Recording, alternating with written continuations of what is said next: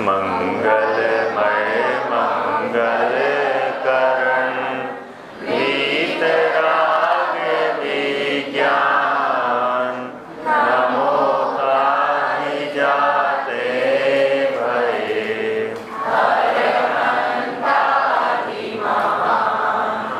करि मंगल करि हो महा ग्रंथ करण को जाते मिले समाज सब पावे निज पद राज पावे निज पद राज इस भव तरु का मूल एक जानहु मिथ्या भाव ताको करि निर्मूल अब करिए मोक्ष उपाय करिए मोक्ष उपाय।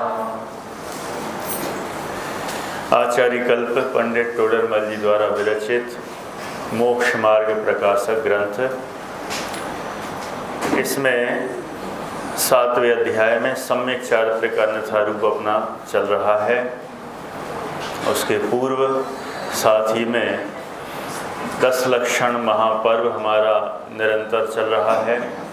इसी के अंतर्गत और भी अनेक पर्व निरंतर चल रहे हैं, जैसे कि 16 कारण व्रत।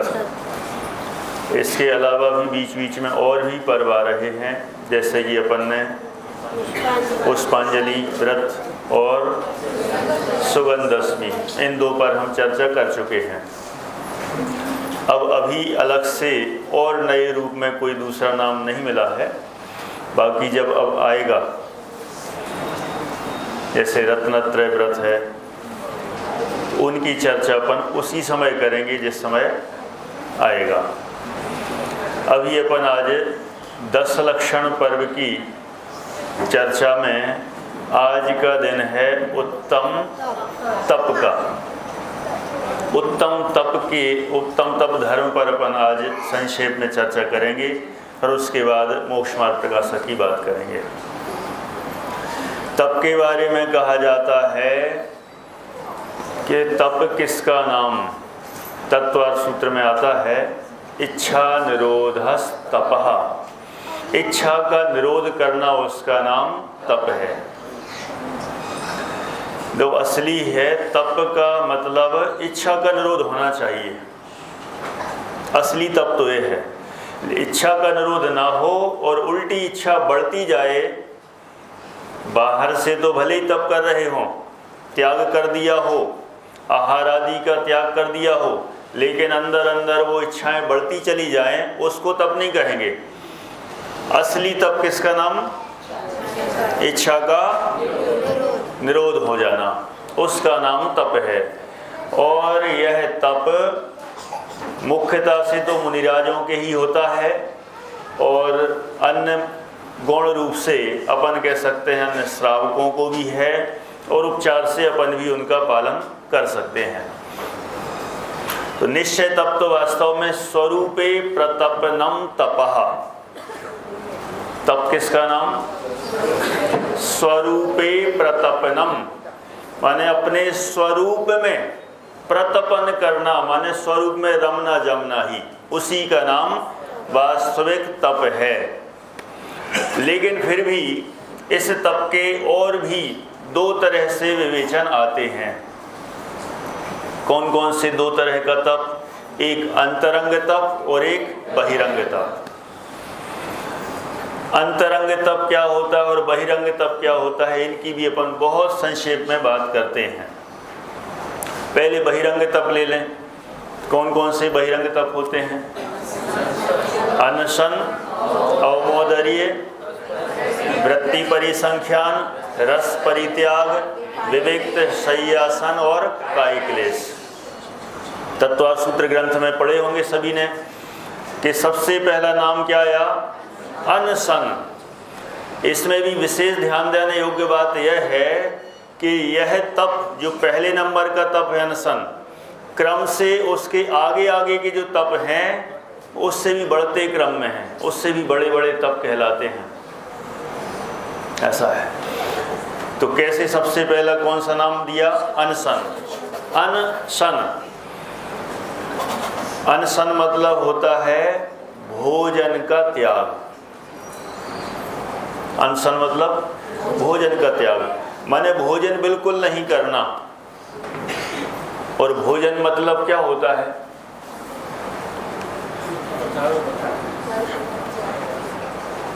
अब किसी से कहो रात्रि भोजन त्याग कर दिया जी, रात्रि भोजन त्याग है। कितने साल से? 25 साल से। कितने साल से? 25 साल से त्याग है। अच्छा समझे, रात्रि भोजन कितने साल से त्याग है? 25 साल से हो रहा है। अरे ठीक है, वो दूसरों का बता रहा है। अब इतने साल से त्याग है, अच्छा तो उसमें आप सब कुछ त्याग कर रखा होगा। सब कुछ क्या? रात्रि भोजन त्याग है मतलब उसमें अन्न का त्याग है। किसका त्याग है? माने रात्रि भोजन त्याग के नाम पर हम सोचते हैं अन्न का त्याग मात्र कर देना, उसे हम रात्रि भोजन त्याग समझते हैं। कई जगह तो इसका खुलासा ही नहीं होता अथवा किया ही नहीं जाता, जिससे सबके मन में यही बैठा रहता है कि रात्रि भोजन त्याग मतलब अन्न का त्याग। तो क्या करते हैं लोग? रात्रि भोजन तो त्याग कर देते हैं और फिर बाई चांस दिन में भोजन नहीं हो पाया किसी कारणवश या कोई ऐसी परिस्थिति बनी, तो क्या करते हैं? रात को फरारी तो चलती है। तो फरारी में क्या क्या आता है? मूंगफली तो चलती, वो सेंगदाने कौन से, उसमें क्या है? वो तो रात का ही नाश्ता है। ड्राई फ्रूट्स हैं, ड्राई फ्रूट सब आ गए उसमें, ये तो चलते हैं। क्यों? उसमें क्या सूखा ही तो है।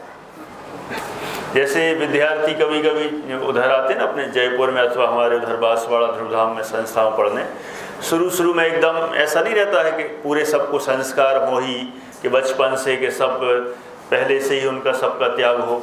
वो भी सब आते हैं गांव से, कहीं से भी आते हैं, तो उनकी भी इतनी आदत नहीं रहती है रात्रि भोजन त्याग की। तो रात्रि भोजन तो त्याग कर देते हैं, लेकिन फिर क्या करते हैं? घर से उनके मम्मी वगैरह सब लोग 2 बैग रखते हैं साथ में नाश्ते का। एक दिन का नाश्ता और एक रात का नाश्ता। मतलब कैसा कि ये तो दिन में भाई जिसमें बेसन वगैरह और सब लड्डू वगैरह ये सब बनते हैं, तो ये जो अन्न का बनता है वो तो कहलाता है दिन का नाश्ता नैवेद्य। और रात का नाश्ता कौन सा? जिसमें चिप्स हों, केले के चिप्स है ना, मखाने हों, सेंगदाने हों, ये सारे इनके जो भी तिल होता है उसके लड्डू हों, तो ये सब मूंगफली सेंगदाने के उसके भी वो बनते हैं, पट्टी बनती है। तो माने ये सारा कौन सा कहाँ कब का नाश्ता है? ये रात का नाश्ता है। माने ऐसा विभाजन कर दिया है, ये दिन का नाश्ता और ये रात का नाश्ता। माने क्या गजब है कि हम सोचते हैं कि हमारा तो रात्रि भोजन त्याग है और उसमें भी हम ये सब खा सकते हैं। ऐसा नहीं है। अरे ये जितना फरारी के नाम पे हम ले लेते हैं ये भी सब भोजन ही है। हो सकता है इनमें भी ऐसे लोग होंगे, अरे ये तो I have listen first time. जैसे अभी कल हम लोग चर्चा की थी ना, चीकू और भिंडी और वो टेंसी और वो पपीता, तो कई लोग कह रहे थे, चर्चा कर रहे थे कि अरे ये तो हमने फर्स्ट टाइम सुना। और सबसे प्यारा चीकू के बारे में आपने कह के तो हमारा दिमाग ही घूम गया।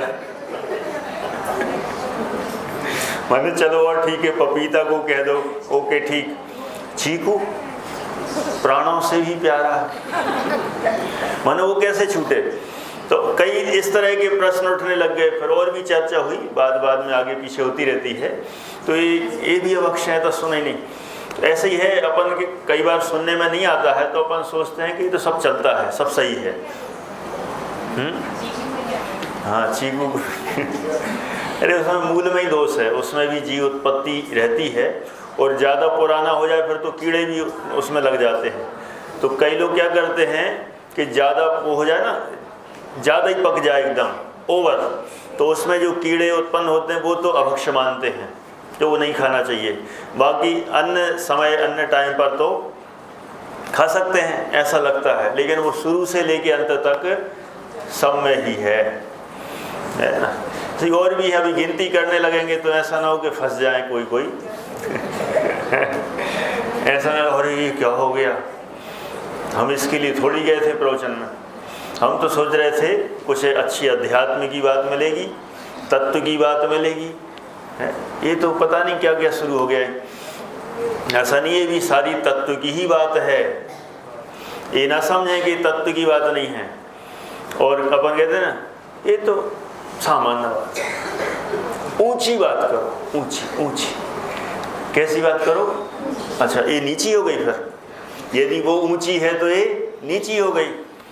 सूक्ष्म बात, ये अब तो स्थूल है, सूक्ष्म बात करो, सूक्ष्म बात। अच्छा सूक्ष्म बात मतलब,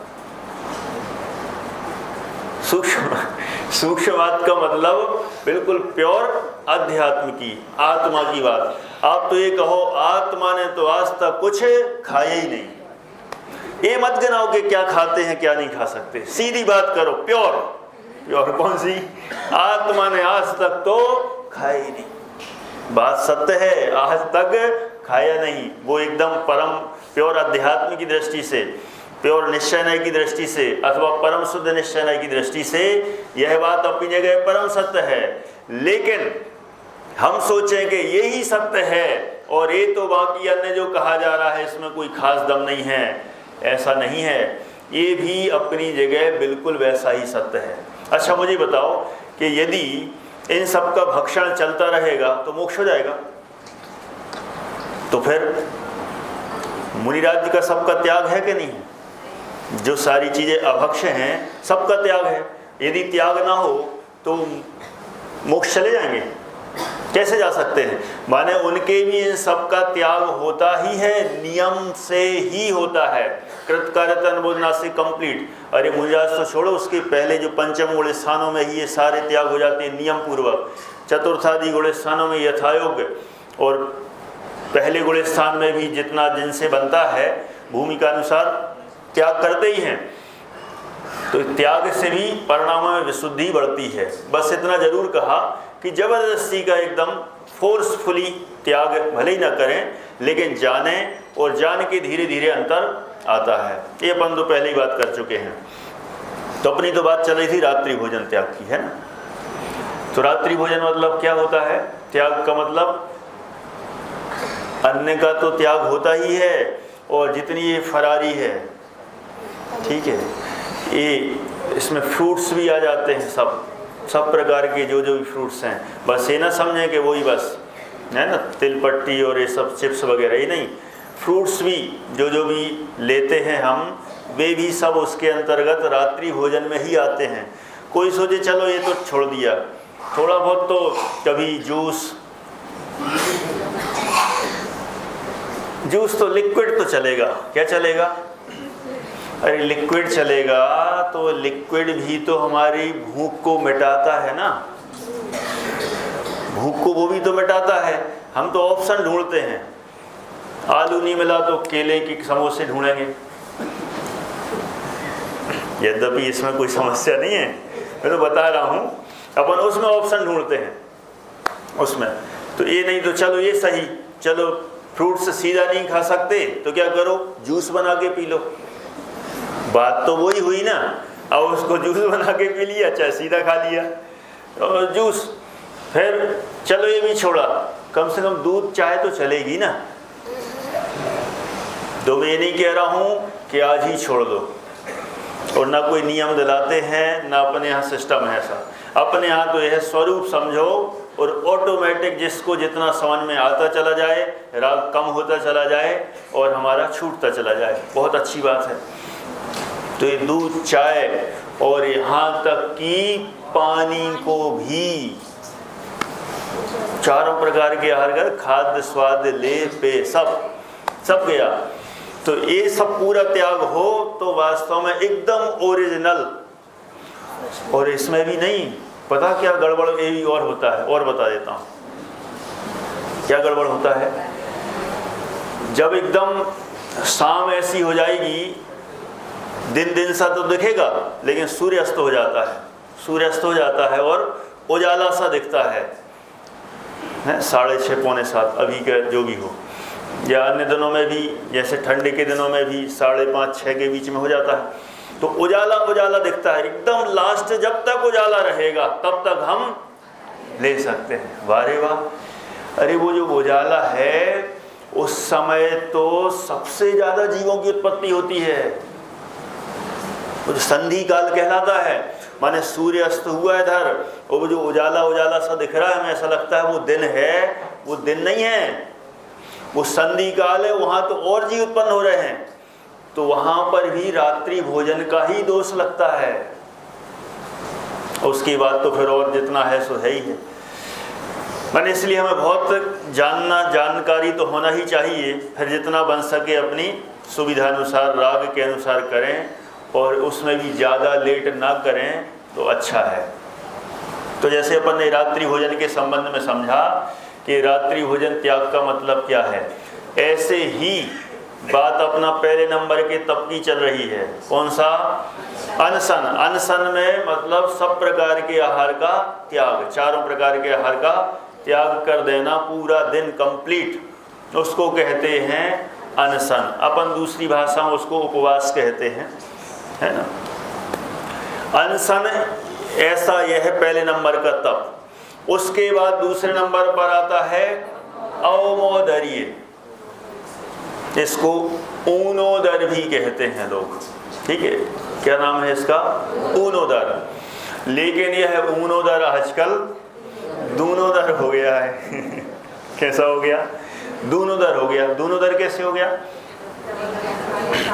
एक ही टाइम लेना है, एक आसन करते ना अपन,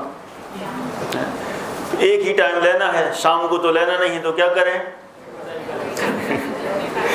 शाम का भी अभी पूरा पैक कर लो, जितना बने, ये भी वो भी वो भी, फिर लास्ट तक बिल्कुल कंप्लीट ऐसा फुल भरो।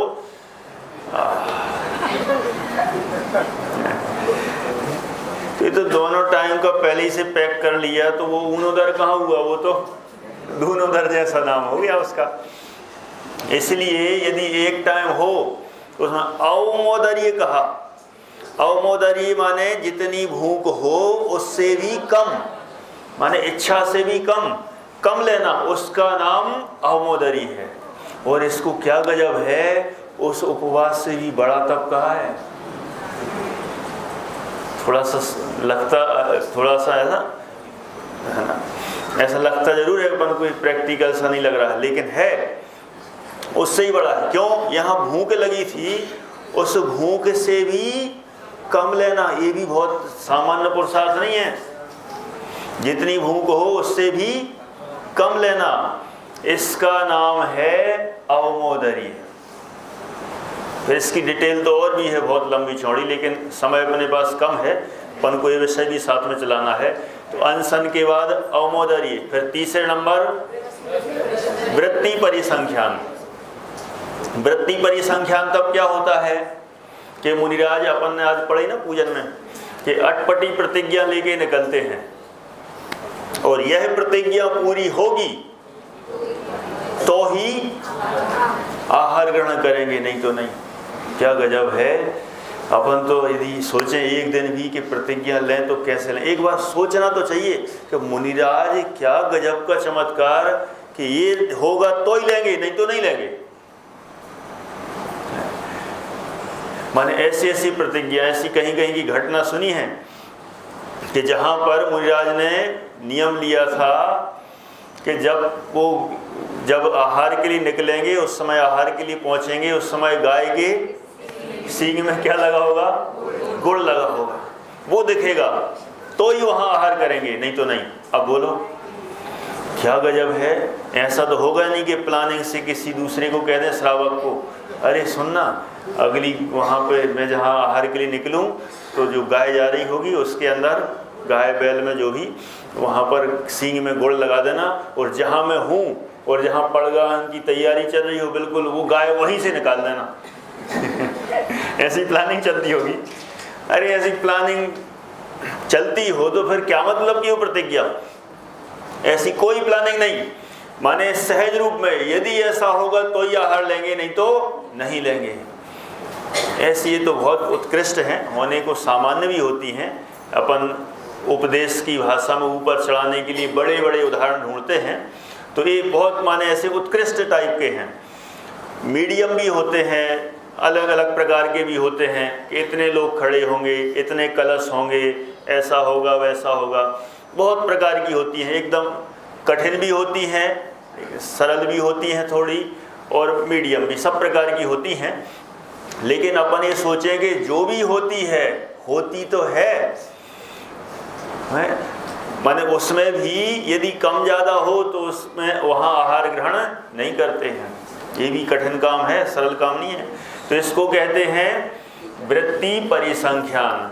फिर इसके बाद चौथा नंबर आता है रस परित्याग। अब किस दिन कौन से रस का त्याग, किसी दिन नमक का त्याग, किसी दिन दूध का त्याग, घी का त्याग, इस तरह के एक दिन इस तरह का रस का त्याग करते हैं। इसको कहते हैं रस परित्याग। फिर अगला विविक्त शय्यासन। विविक्त शय्यासन का मतलब शोध के देख के, जहाँ पर भी वो बैठते हैं उठते हैं, कहीं आवश्यक एकदम पड़ जाए तो कहीं मान लो आराम भी किया लेटे, तो ऐसी जगह पर भी वहाँ पर बहुत देख के शोध कर कि कहीं भी किसी प्रकार से वहाँ जीवों का घात ना हो जावे। फिर अंतिम कौन सा है? काय क्लेश, माने शरीर को कष्ट देना, माने इस तरह का तपस्या करना कि शरीर को कष्ट हो तो हो, क्योंकि यह शरीर तो मेरा है नहीं। तो इस तरह से बहुत तपस्या भी करते हैं। तो ऐसी मुनिराजों की तपस्या होती है। तो ये 6 प्रकार के बहिरंग तप कहे, ये एक के बाद एक उत्कृष्टतम उत्कृष्ट हैं, आगे आगे बढ़ते गए। फिर इसके बाद आगे कौन से तप हैं? अंतरंग तप, वो भी 6 होते हैं। कौन कौन से? पहला प्रायश्चित। यदि हमारे द्वारा, मुनिराज के द्वारा कोई किसी भी तरह की कमी गलती हो गई हो, त्रुटि हो गई हो, तो उसका वो प्रायश्चित लेते हैं। अब किस किस रूप में लेते हैं बहुत विस्तार है। प्रायश्चित लेते हैं एक, प्रायश्चित के बाद दूसरा नंबर विनय। विनय करना, उनसे जो उत्कृष्ट हैं उनकी वो विनय करते हैं। ये मुनिराजों की मुख्यता से बात कर रहे हैं, लेकिन अपना भूमिका अनुसार यथायोग्य हम भी देव शास्त्र गुरु की विनय करना ही चाहिए। इसमें थोड़ा सा मैं 2-3 मिनट लेता हूँ। इसमें मुझे कहीं कहीं दिखता है, इसलिए बता देता हूँ। मैं देखा है कि कोई कोई लोग जैसे बैठते हैं ना स्वाध्याय में, तो वो अपने पैरों में ऐसा हाथ लगाते रहेंगे। मुझे दिख भी जाता है यहाँ से, लेकिन वो बोल नहीं पाता, संकोच में बुरा ना लग जाए, है ना, क्योंकि ये खतरनाक चीज़ है।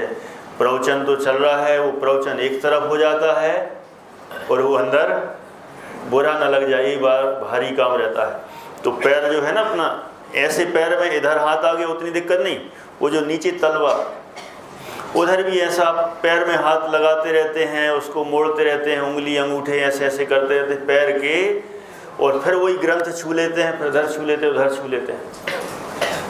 कितना विनय हो जाता है, हाँ पता ही नहीं चलता। कई बार वो जिनवाणी पैर पे यहीं ऐसे रख लेते हैं।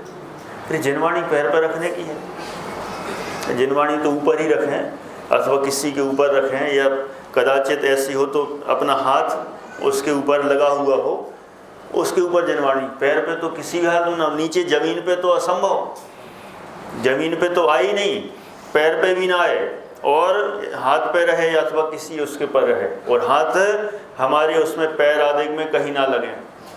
जो पैर का तो कहा है, इससे और भी समझ लेना, ये अपने बाल भी बहुत अशुद्ध होते हैं।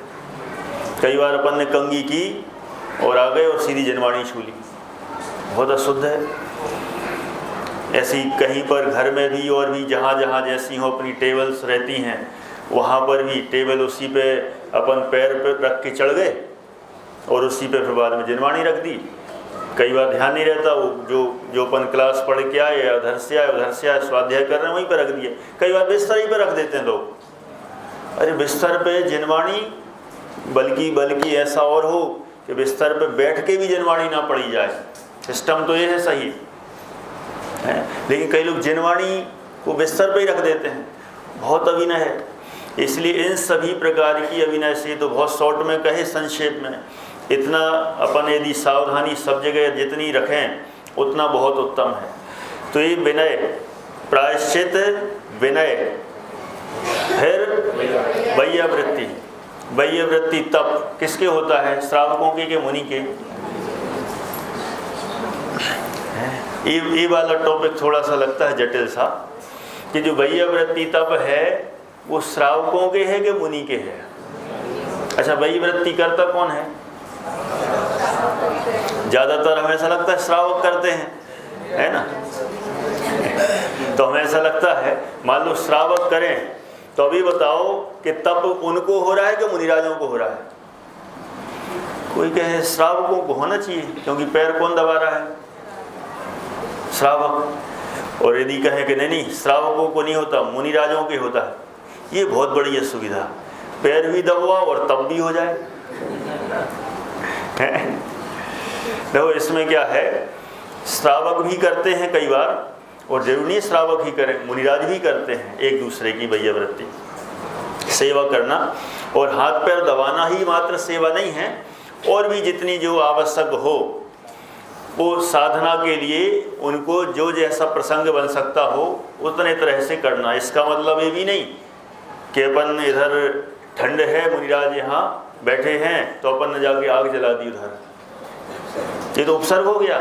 हमें लग रहा है ऐसे ऐसे प्रथमान युग में कथाएं आई हैं जो मुनिराज बैठे थे और किसी श्रावक को दया आ गई, अरे नग्न दिगंबर साधु, इनको कितनी ठंड लग रही होगी, तो वहीं पे आग जला दी।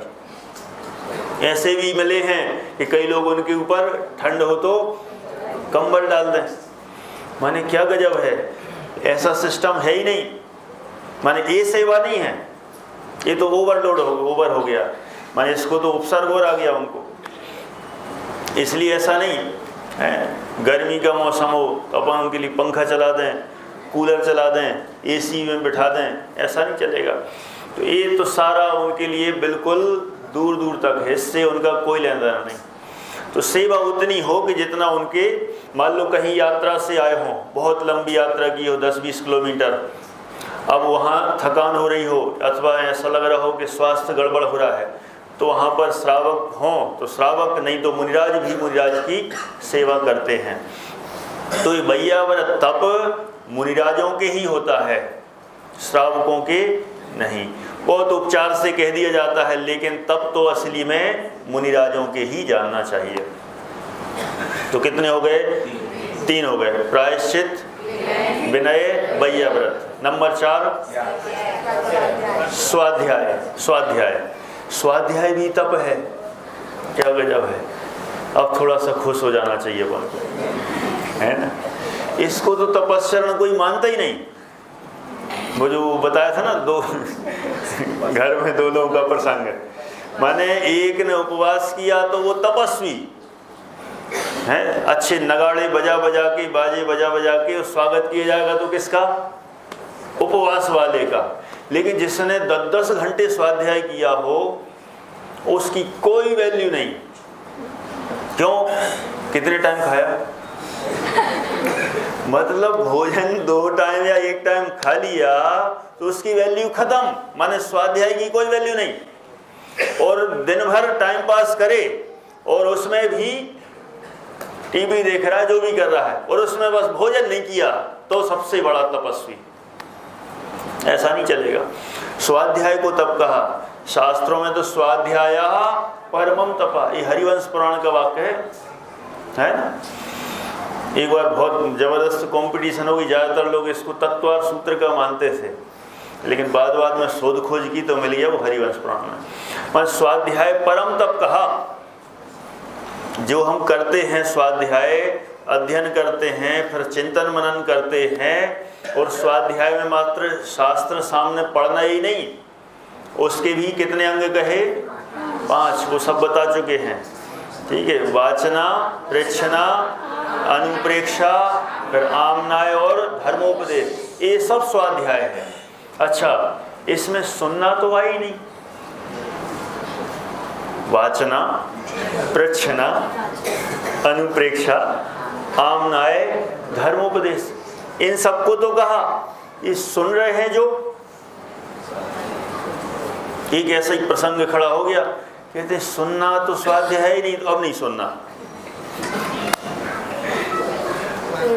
लेकिन ऐसा नहीं है।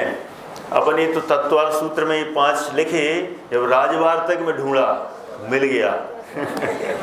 श्रवण, ग्रहण, ये सब कहे तो उसमें श्रवण मिल गया, तो सबकी टेंशन खत्म। इसका मतलब हम सुन रहे हैं, वह भी स्वाध्याय है ना। तो इसको भी स्वाध्याय कहा। तो हम सुने अथवा पढ़ें या जो भी जिस तरह से, उसको भी तप के अंतर्गत लिया है। मुनिराजों की तो विशेष है ही, और भूमिका अनुसार जितना जितना जो करते हैं उनके भी है। क्यों है अच्छा तप? इसमें है बहुत सारे लॉजिक। संक्षेप में देखें तो हमारा उपयोग विषय कसायों से हटके इसमें एकाग्र हुआ है, और असली तो विषय कसायों को हटाना ही प्रयोजन है। पेट खाली रखना वो प्रयोजन नहीं है, असली तो है विषय कसाय को हटाना। और स्वाध्याय करने में तो विषय कसाय बहुत ज़्यादा हटते हैं। यदि हमने उपवास किया है, बिल्कुल भी कुछ नहीं लिया, तो उसमें कदाचित, सर्वथा नहीं कह रहा हूँ, कदाचित विषय कसाय बढ़ भी जाएं। होने को तो इसमें ही बढ़ सकते हैं, सर्वथा कोई नियम नहीं, अपने अपने ऊपर डिपेंड है। तो क्योंकि उसमें उपवास में, जैसे अभी अपन मोक्ष मार्ग प्रकाशक में पढ़ रहे थे ना कल, और पढ़ेंगे अभी, तो उसमें जो बताया कि रोगी की भांति काल गंवाता है, मैंने उपवास तो कर लिया, अब टाइम पास कर रहा है। तो उस समय हो सकता है कि भोजन का तो त्याग किया, लेकिन बाहर आसक्ति कितनी बढ़ती चली जा रही है, राग आदि की गृद्धता कितनी बढ़ती चली जा रही है, अंदर अंदर भाव कैसे हो रहे हैं कि कब ये दिन निकले, और अगले दिन सबसे पहला नंबर। तो इस तरह के तो उससे कसाय और विषय की इच्छा बढ़ रही है। लेकिन स्वाध्याय में, जिस समय हम स्वाध्याय करते हैं, उस समय हमारा सब तरफ से उपयोग हटके इसमें लग जाता है, और इसमें उपयोग लग रहा है, चिंतन चल रहा है। और हो सकता है कि स्वाध्याय करते करते, और यदि हमारे अंदर बात एकदम बैठ गई, तो हो सकता है भेद विज्ञानों के सम्यक दर्शन भी हो जाए। इसलिए स्वाध्याय को परम तप कहा। इसलिए अन्न हो तो हो, ये भी नहीं कह रहा हूं कि नहीं करना चाहिए, शक्ति अनुसार करना भी चाहिए, लेकिन उन सब में उत्कृष्ट वो अनशन कौन से नंबर का था? पहले नंबर का। और ये कौन से नंबर पर है? 10वें नंबर पर। माने उस क्रम से यदि देखा जाए कि एक एक से आगे बढ़ता चला जा रहा है, तो उपवास की वैल्यू पहले नंबर पर है। पहले नंबर माने फर्स्ट नहीं समझना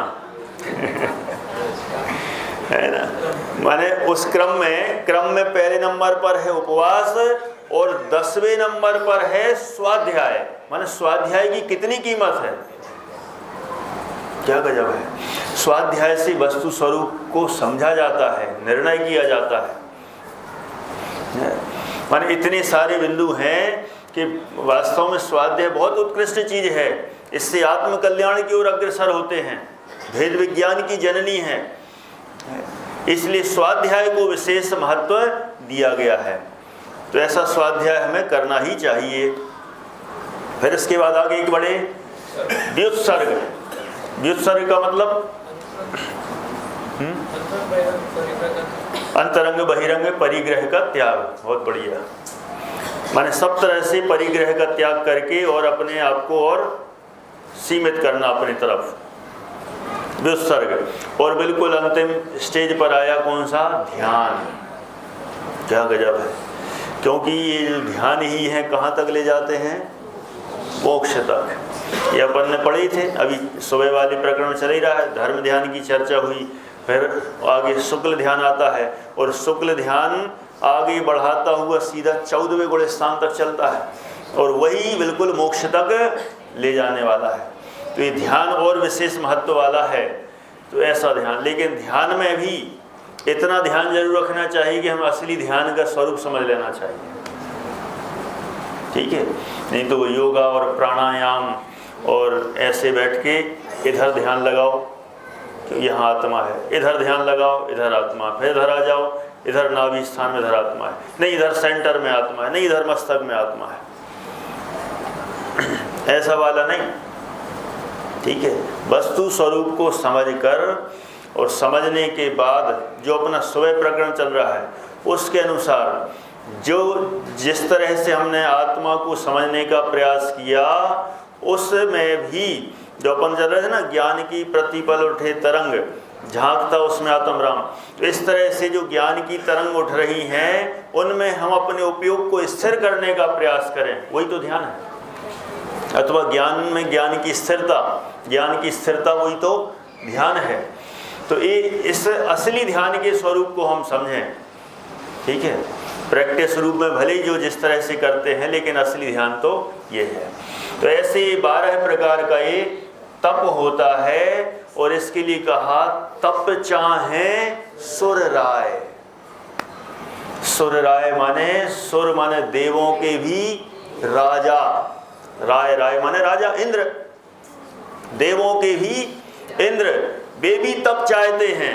पंचकल्याणक में तो सुना होगा ना, जब बेइज्जती होती है देवों की होती कि नहीं, पालकी के चक्कर में देवों और मानवों में चर्चा ये चल पड़ी, पालकी का कौन हकदार रे, पालकी का कौन हकदार रे। तो बेचारे देव इतनी मेहनत से इतना बढ़िया पालना लाते हैं माणिक मोतियों का है, और वहाँ से लेके आए कि हम मुनिराज को ले जाएंगे, लेकिन गड़बड़ हो जाता है।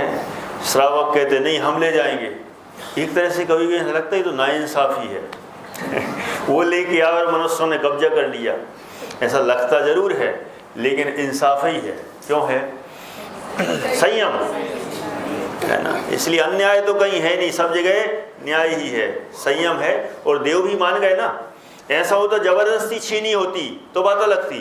तर्क लॉजिक से उनने उनको समझा दिया कि हम ही पालकी उठा सकते हैं, तो उनको सरेंडर हो गए, जी बिल्कुल सही है, यही बात सत्य है, आप ही हकदार हो। उस समय देवों को अपनी देवत्व पर जो पहले अहम था, उस समय सारा अहम चूर चूर हो जाता है, लगता है अरे कोई दम नहीं है, हम तो बस कब जैसे आए और मनुष्य बने और दीक्षा लें और मोक्ष हों।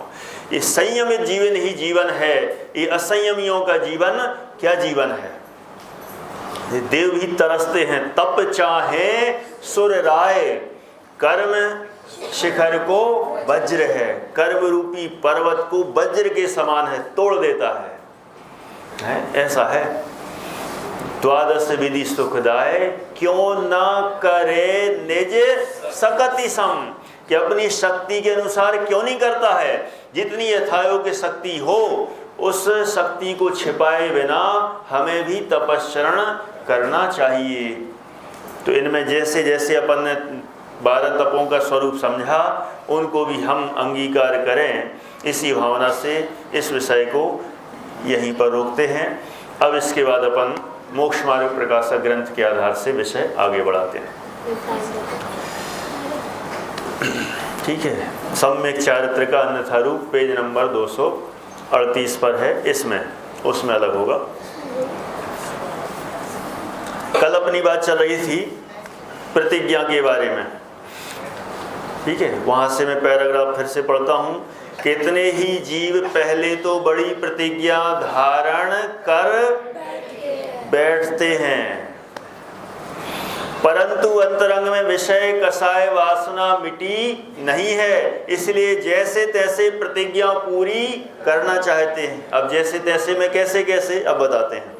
वहाँ उस प्रतिज्ञा से परिणाम दुखी होते हैं, जैसे कोई बहुत उपवास कर बैठता है। तो शब्द भी ऐसे हैं कि बिल्कुल ऐसा लगा कि भावुकता में अथवा देखा देखी अथवा कंपटीशन में, ये बहुत होते हैं सब। भावुकता में भी व्रत उपवास किए जाते हैं, एक नंबर 2 है ना, देखा देखी भी किए जाते हैं। स्वरूप समझना चाहिए, उसके बाद करें। इनने किया उनने किया तो हम भी करेंगे, ऐसा नहीं। और नंबर 3 कंपटीशन में, ईर्ष्यावश विनर हमें बनना है। तो इस तरह से इन भावनाओं से भी करने वाले करते हैं, लेकिन वो उचित सही रास्ता नहीं है।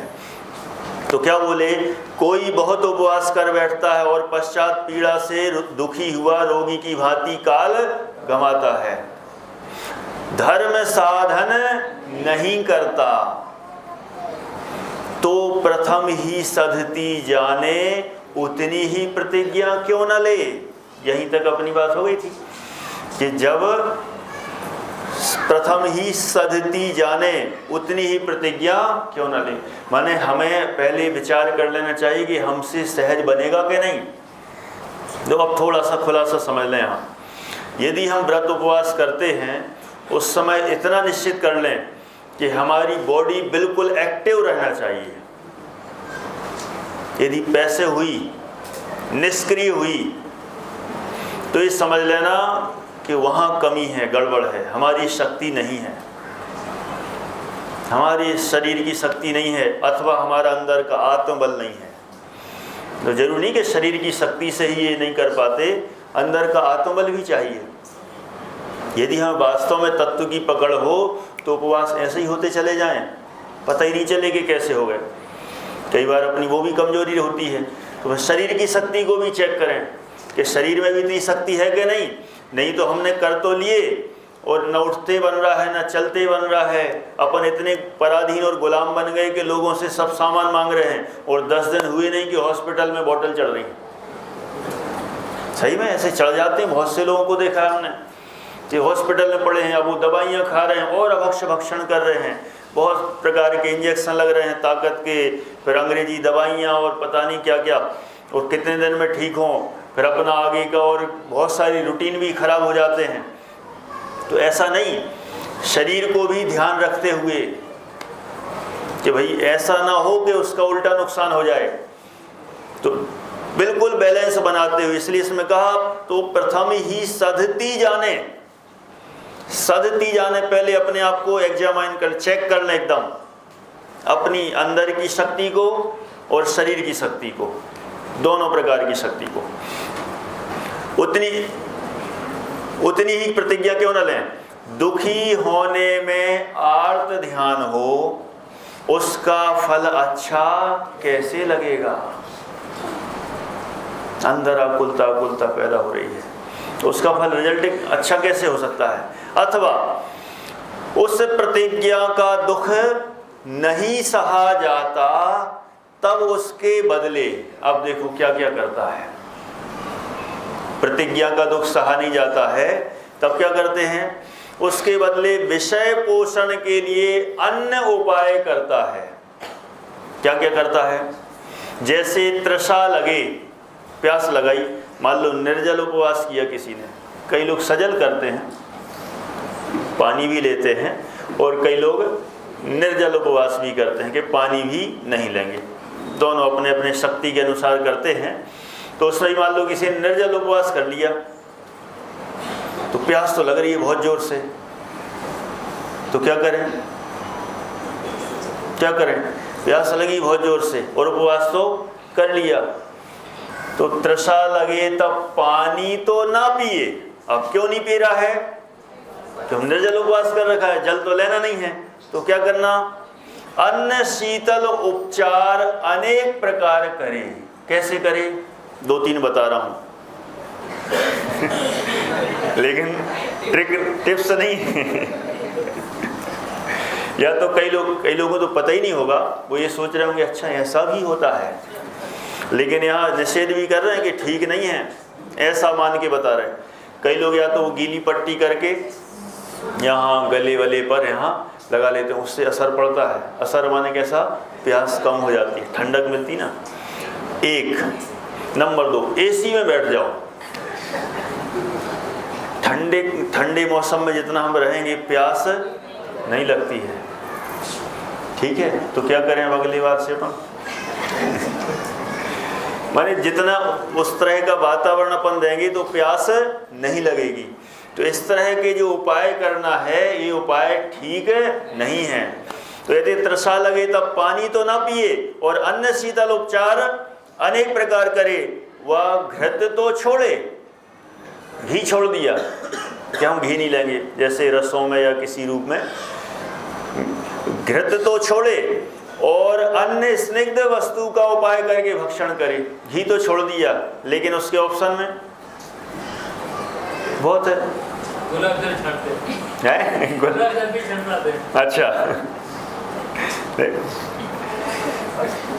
और चिकनाहट के कितने सारे हैं, दूध तो है ही और मलाई है, देखो सब उपाय बता रहे हैं। मक्खन और उसका दही है, उसका क्या मही भी बनाते हैं, कई अलग अलग टाइप का है ना सब जगह, तो किस किस का उसका क्या क्या आइटम बनते हैं।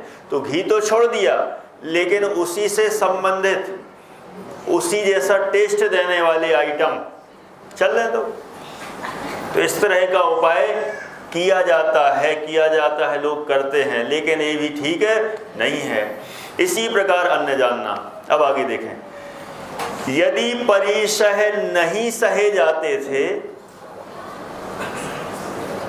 विषय वासना नहीं छूटी थी, तो पहले ही बता चुके हैं उपवास में 3 चीजों का नियम है, विषय, कषाय और आहार, और है ना, तीनों का त्याग हो तो ही वास्तव में असली उपवास है। मात्र भोजन के त्याग का नाम उपवास नहीं है। तो विषय वासना नहीं छूटी थी, तो ऐसी प्रतिज्ञा किस लिए की? देखो,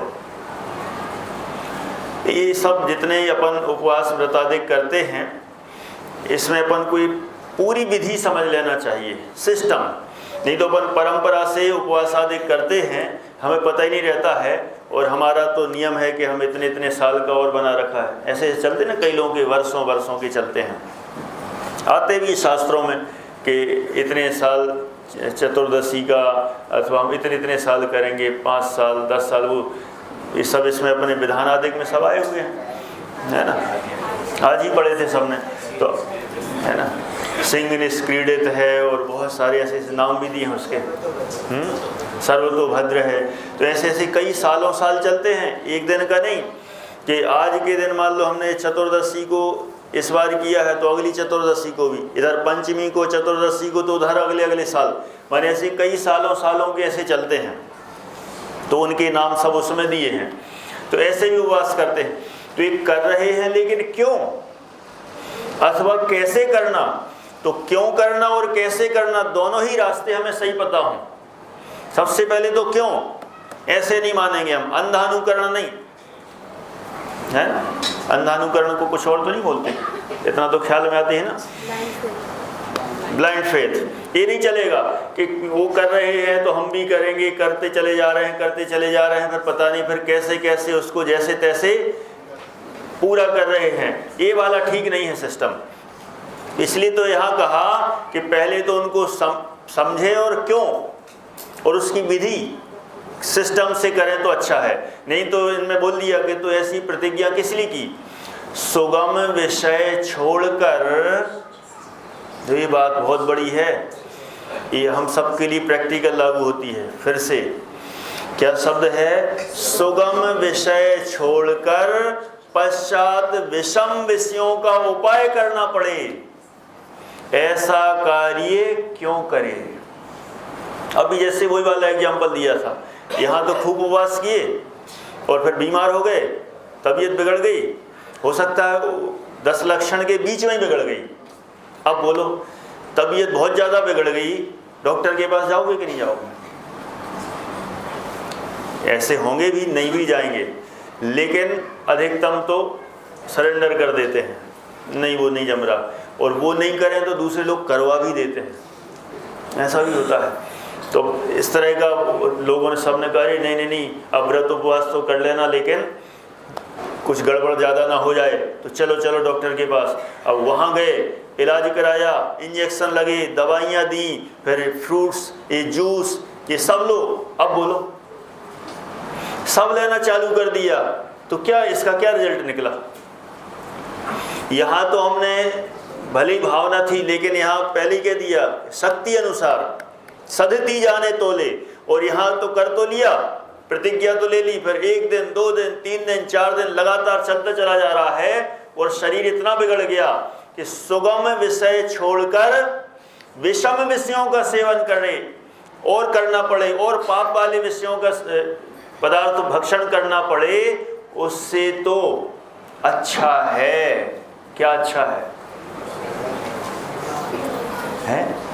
छूट नहीं दे रहे हैं। उससे तो अच्छा है कि कम प्रतिज्ञा करे,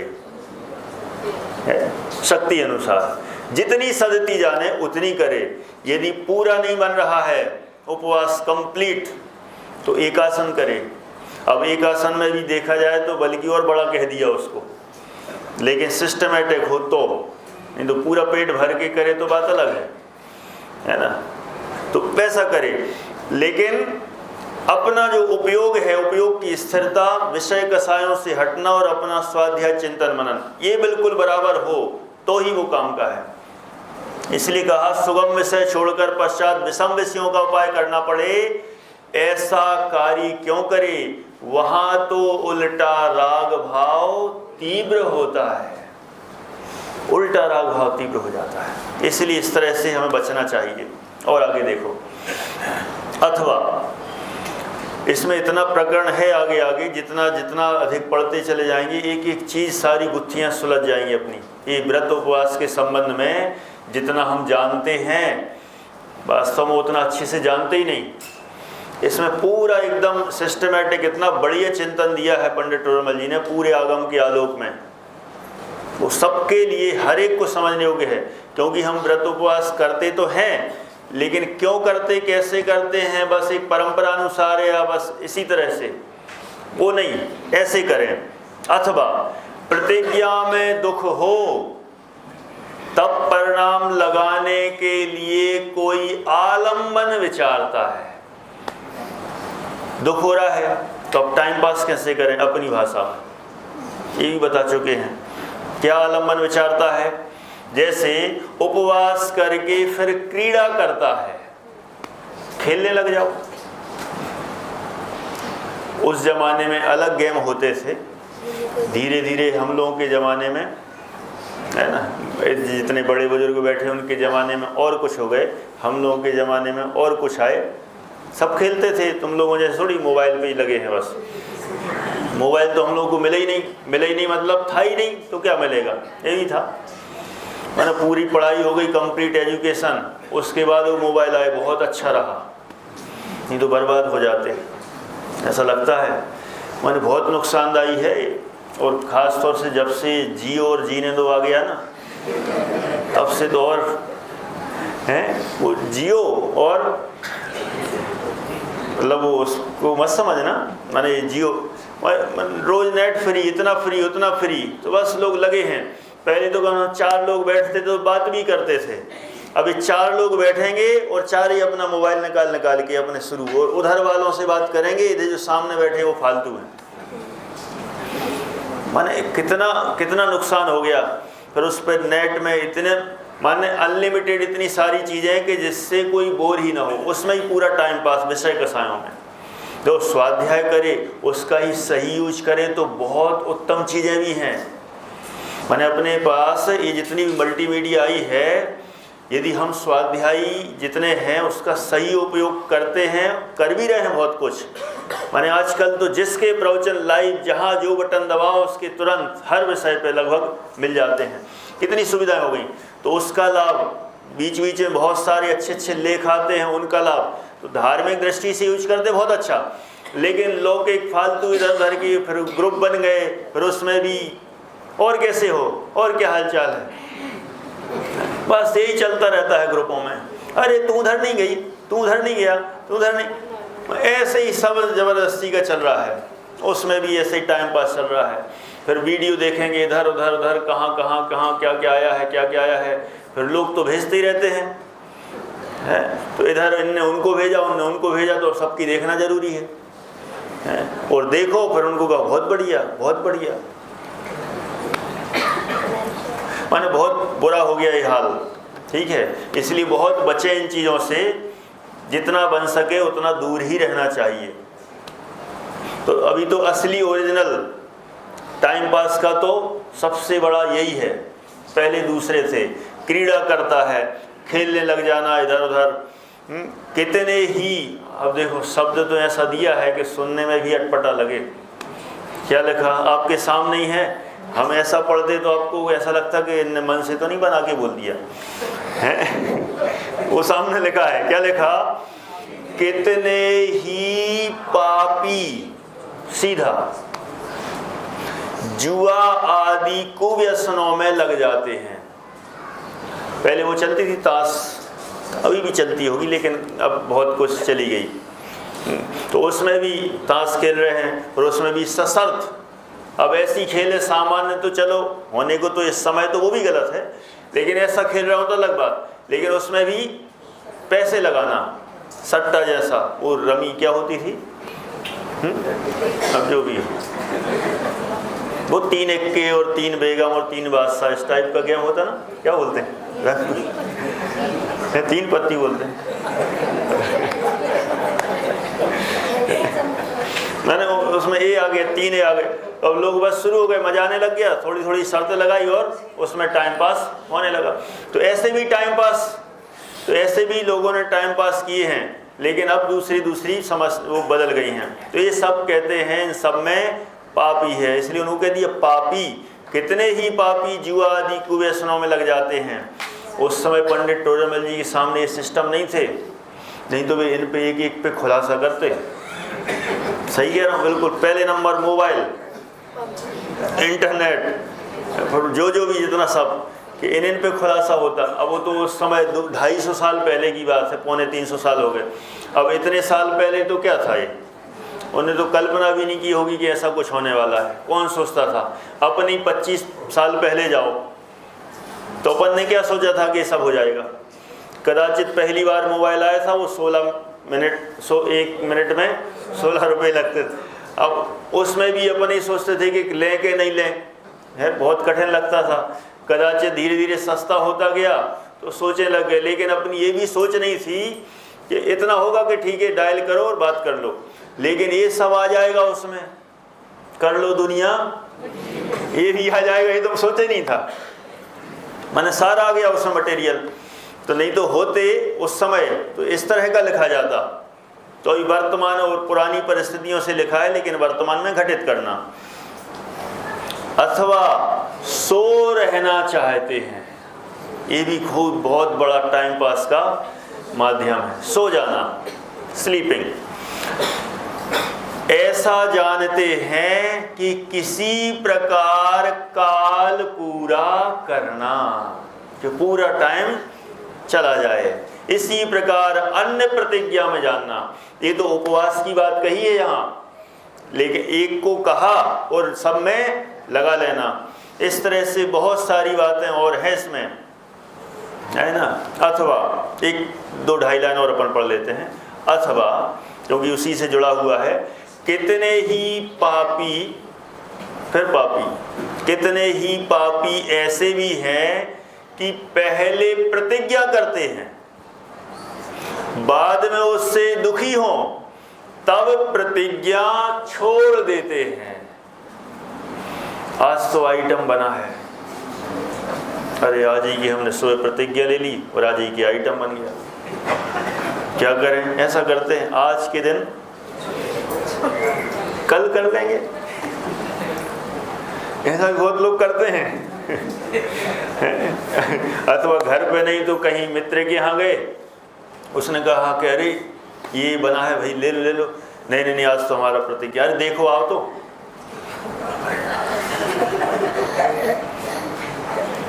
आज तो मन नहीं मान रहा, ऐसा करते क्या जा रहा, कल ले लेंगे, उसमें क्या है। तो आज तो खींचो है, मैंने ऐसा भाव उत्पन्न हो जाता है कि आज तो ले लो और अगले दिन अपन उसको कर लेंगे प्रतिज्ञा, जिस दिन नहीं बनेगा। ऐसा क्या मतलब, जिस दिन नहीं बनेगा उस दिन लेंगे। अरे जिस दिन बने उसी दिन लो, तो और विशेषता हुई। असली तो वही है कि भोग सामने दिख रहे हैं और उन भोगों से विरक्त होना। अब भोग ही नहीं है, ऐसी बात विशेष नहीं बनती है। इसलिए कहा कि बाद में उससे दुखी हो तब प्रतिज्ञा छोड़ देते हैं, प्रतिज्ञा लेना छोड़ना उनको खेल मात्र है, प्लेइंग गेम बस। कि आज लीग छोड़ी, जब मन आ गया जैसा लिया ऐसा करते हैं। सुबह ले लेते हैं, सुबह एक आसन कर रहे हैं, शाम को ड्राई फ्रूट्स। एक आसन है नहीं है, सुबह एक टाइम भोजन, ड्राई फ्रूट्स तो चलते हैं। ये चलते के चक्कर में इतना चल जाता है कि पता ही नहीं चलता वो क्या क्या हो जाता है। अब इसके बारे में और विशेष चर्चा इसी के बारे में खास तौर से, है ना, कल और अपन बात करेंगे। अभी का अपना समय हो गया।